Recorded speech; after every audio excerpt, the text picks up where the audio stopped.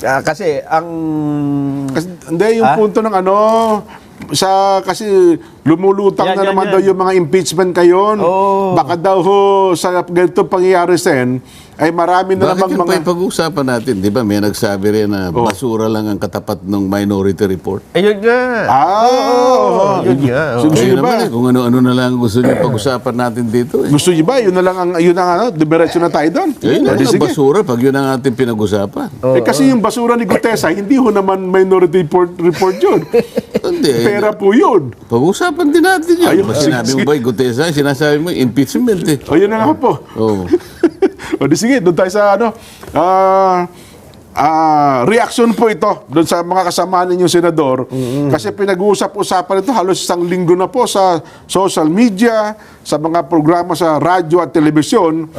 Yun hong isinamitin ninyong minority report doon sa flood control anomaly. Ang totoo, Sen, bago nga po pala, ito'y tinalakay natin parang isang buwan na po sa palatuntunang ito, hindi ko ba? Bago matapos ang taon. Na kayo ay gumawa ng isang minority report at yun nga po ang nilalaman at may mga rekomendasyon pa kayo para matigil yung mga iskandalo dyan po sa DPWH, Sen. Di po Hindi ba? nila pinapansin pagka dito natin dinidiscuss.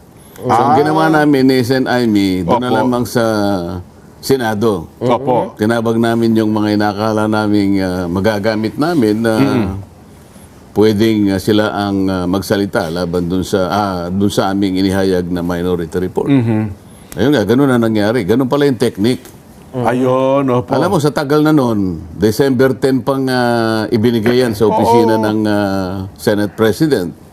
Pero ngayon lang sila nagsasalita dahil Nagpa-presscon po kayo. nagpa-presscon kami. Kung hindi pa pala kami nagpapa-presscon, di man lang nila mabibigyan ng pansin pala. Oho. At sinabi nga, ano yung sinabi nila? Eh mukhang basura daw po yun at sa basurahan daw dapat ay ituloy. No. Bakit kaya niya nasabi yon, Nelson? Sa basura ang tuloy. Kasi ang sabi niya, Sen, batay sa panayam, ay nabastusan siya dun sa minority report. Unang-una, ang nagsalita din ay si Senate President Tito Soto na wala pa namang report yung committee. Wala yung pa Blue committee Ribbon report. Committee. Dapat wala munang minority report. Kasi parang Inuunahan nyo. Sen. Oo.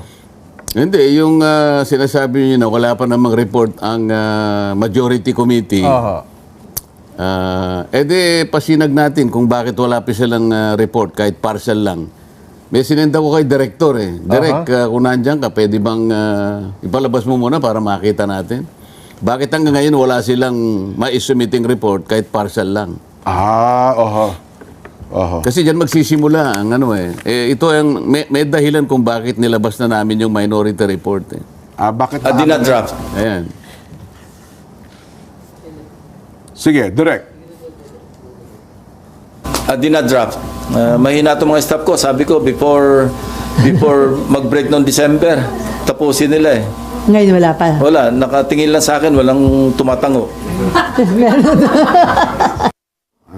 Direct, medyo atas pa rin ng konti. Ano, mas sabihin, nauna pa doon ng konti, Sen. Oo, inauna ng konti. Sige, sige. Inaayos po Nagtanong nila. sa kanya eh. Yan yung tanong para maintindihan natin. Oo. Sige, medyo buffering lang yan, Sen. Ano? Alam mo yun, medyo yung ating mga aparato. Habang inihanda po nila, bigyan niyo lang po kami ng konting background. Ano ba itong minority report na ito, Sen? Sa kabatiran lang po ng ating mga Alam mo, taga-subaybay at taga-pakinig. tinawag naming, lalo na ako, tinawag kong minority report dahil wala pa nga silang majority report. Hindi ko maintindihan kung bakit sinasabi nilang ang katapat niyan ay basura lang. Opo. Wala naman akong nakikita na dapat ay ituring na ito'y papunta lang sa basura. Oho. Sapagkat yung nilalaman nun, kung binasa nila, narinig ko si Senator Lacson, hindi man lang niya binasa eh. Hindi na po. Hindi nga rin po niya pinasin. Tama kayo. O paano mo sasabihin ang isang report ay nauukol lang sa basura, hindi mo man lang binasa? Oho. At sinabi mo na bastusan ka dahil naglabas kami ng minority report nang hindi pa sila nakakapaglabas. Kaya gusto kong malaman, maparinig muna natin sa ating mga kababayan Opo. Bakit hindi sila makapagpalabas ng report? Para sa ganon, pagkalabas ng kanilang report, magbibigay din kami at maglalabas ng report. Bakit kami umuna at naunang gumawa ng report? Opo. Ayun. Kaya kailangan Marinig mo nang natin. makita at marinig Ayun, natin ito. Ano ba ang dahilan? Bakit inunahan nyo na po, no? Oo. Ilang pages po ito, Sen? 500 plus? Ba't ganun ba kadami po? Yung 567 ata o 576. 567 pages. Yung mismo report, mga 103 lang yon. Yung mahigit na 450, mga exhibits yun eh. Mga annexes. Opo. Oo. Ayun. Pero ito po, ano ang nahagip? Di ba, nung chairman po kayo ng Blue Ribbon Committee, hanggang napaltang kayo, ilang pagdinig ito sa nakapaloob dun sa committee report ninyo? Bago ko sana sagutin, kaya nga gusto ko makita nyo muna yun eh. Opo. Yung minority report na yan, ang kinapalooban niya ay unang 3 pagdinig na ako pa yung chairman. Opo. So tatlo. Okay. Pagkatapos yung susunod na 3, yung si Senator Ping naman ang chairman. Okay. Pareho naman yung ginagamit ng naming mga testigo at mga resource persons. Yung ginamit namin doon ay yung mga individual na mga testimonies ng mga witnesses. Ginamit ko rin naman yung kanyang privilege speech. 2. Oho. Kung basura yung report, di basura din yung privilege speech niya. Nakapaloob ba doon? Paano niya paano niya sasabing karapat dapat lang sa basura yon? Hindi mo man lang binasa kung ano yung sinasabi ron. Hindi ba? Samantalang sinamarize namin kung ano-anong pinagsasabi ng mga inimbita naming mga testigo. Ano yung mga sworn statements na isinabmit ng mga resource persons. Sa makatid, sinamarize namin, pinag-aralang mabuti kung ano ang kanilang mga ikinontribute sa mga pagdinig na yon. At saka namin nagawa ang isang minority report. Ngayon, kaya sila parang nagsisentimiento, bakit kami inunahan ninyo? Opo.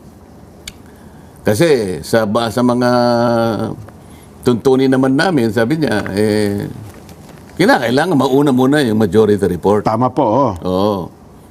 Ba't sila nagbigay kagad? Kaya nga gusto ko sana mapanood nyo. Ba't ba hindi natin Kaya po, okay na ba? Wala pa, saglit lang daw po. ako na lang magkukwento. Opo. Sige. Sige po, Sen. Habang inahanda nila. Oo, Tinanong kasi siya habang siya ay nagpapa-interview. Meron na po ba kayong ilalabas na report ng Blue Ribbon Committee? Opo. Partial lang, sabi niya, partial. Kaya lang, may hina itong aking mga tauhan eh. Sinabi ko sa kanila, before the December break, dapat meron na kaming maibigay na report kahit partial lang.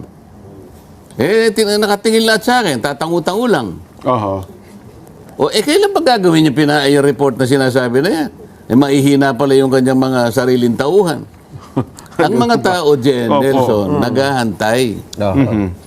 Nagagalit sa nangyari sa Kabangbayan.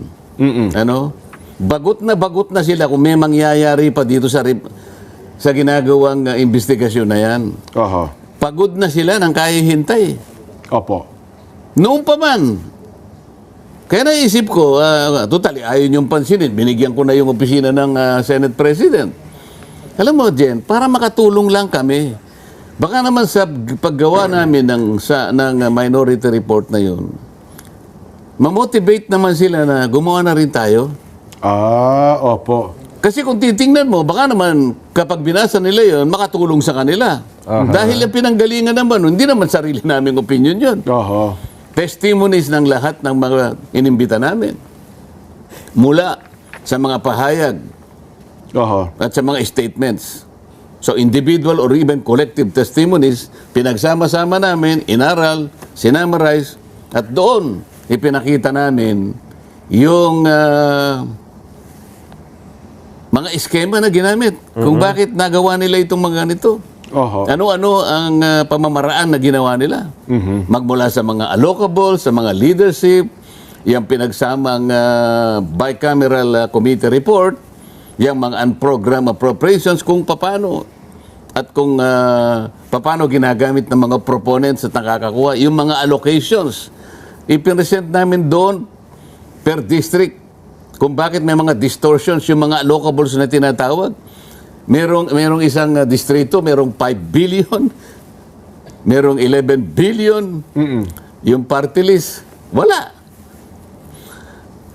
Anong gagawin mo dyan? Paano hindi mo sasabihin na talagang At pagkatapos meron din kaming mga suggestions, may mga recommendations. Tama, opo. May mga panukalang batas na nilinya namin doon na yun ang pagsisikapan namin na isulong para sa ganun, hindi na maulit ang mga pangyayari na yan. Oho. At meron ding mga personalities na involved doon na sinasabi namin maaari silang makasuhan sa iba't ibang mga either civil, criminal, administrative, at kung bakit. Opo. At ano-ano ang mga batas na maaari nilang nalabag. Opo. Lahat ng yan ay nakasulat doon. So, bakit sasabihin mo na Parang basura yan? pambabastos to. Sabi ito Sen, no? Sabi ni Senador Lacson, how will I respect a document that symbolizes disrespect towards the Blue Ribbon Committee and the entire Senate? Respect begets respect.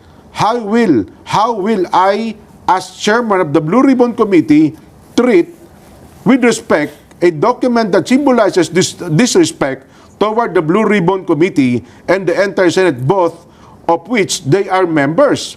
So, there is no place for the minority report but the trash bin. Yun po ang mga binanggit niya. So mukhang... Yes, sir. Anong masasabi mo ron? Oho. Kaya binanggit kanya, parang hindi niya ata Nabasa pa. binasa man lamang. Oo nga. Anong disrespect doon? Oho. Yung bang kami makapag-ambag sa kanila? Doon sa nakita namin, sa aming palagay ay, eto na, Opo. ang mga lumabas doon sa mga ginawa naming mga pagdinig. Kasama yung ginawa niyang 3 pagdinig. Oho. Ibig ba sabihin, pati yung 3 mga pagdinig na sa kanyang pamumuno ay nangyari, Opo. pati yun ay kasama sa basura? Paano ano yung disrespect doon? Yun ang hindi ko masyadong makuha sa kanya Paano magkakaroon ng pambabastos doon? Ito na pala, Sen. Okay na rin po yung video. Sige. I-play natin para ho sa kabatiran ng ating mga kababayan. Sige po. Pero sa may partial report na ba? Dinadraft. Mahina itong mga staff ko. Sabi ko, before mag-break noong December, tapusin nila eh. Ngayon wala pa. Wala, nakatingin lang sa akin, walang tumatango. Oh. Ayun pala. Sa liwanag ng pangyayari na yon na sinabi niya, tinatanong siya kung meron na silang partial report. Oo. Dinadrap na raw. Oho. Dinadrap na raw. At ang pangako nila, sa pamagitan ng kanyang mga staff, bago mag-break ang December, sabi niya, makakapagpalabas sila. Opo. Okay na magsabi, meron ba? Inamin niya pati yung sarili niyang mga tauhan, puro mahihina. Ay, kailan kayo maglalabas? Oho. Nelson, Jen, Opo. tingnan mo nangyari sa Kabangbayan. Nilimas. Oho. Ang tao nagagalit. Ang puot ay namumuo sa kanilang mga dibdib. Naghihintay, bagot na bagot. Parang wala na silang pag-asa na may mangyayari sa pagdinig. Pero saan ito pong presko niya ito? Pagkatapos po ng presko niya, Senadora Amy, noon pa po itong presko niya ito? Bago pa yan Bago mag-December break ang Ay, ito sinasabi. pala. Okay. Kaya ko pinalalabas ito. Opo. Partial nga lang ang inihingi sa kanila Oho. So last year pa pala itong video ito, yung tanong sa kanya. O, ikaw naman kasasabi niya lang, before December break. Opo. Oo. Akala ko nagkukwento siya na dapat yung report ay before December break. Hanggang ngayon, wala pa Hindi, rin. yung minority, iba yung sa amin. Yun na nga po. Ang tinatanong siya, meron na po ba kayong report sa Blue Ribbon Committee? Dinadrop na. Oho. Partial lang. Pero wala nga. O, ang tanong ngayon, kung dinadrop at hindi nyo pati parcel, hindi nyo may labas-labas. Kailan ba yan? Naghihintay yung mga tao. Oho. Ano, gusto nyo lang magsawa ang tao ng kahihintay? Para sa ganun, wala lang.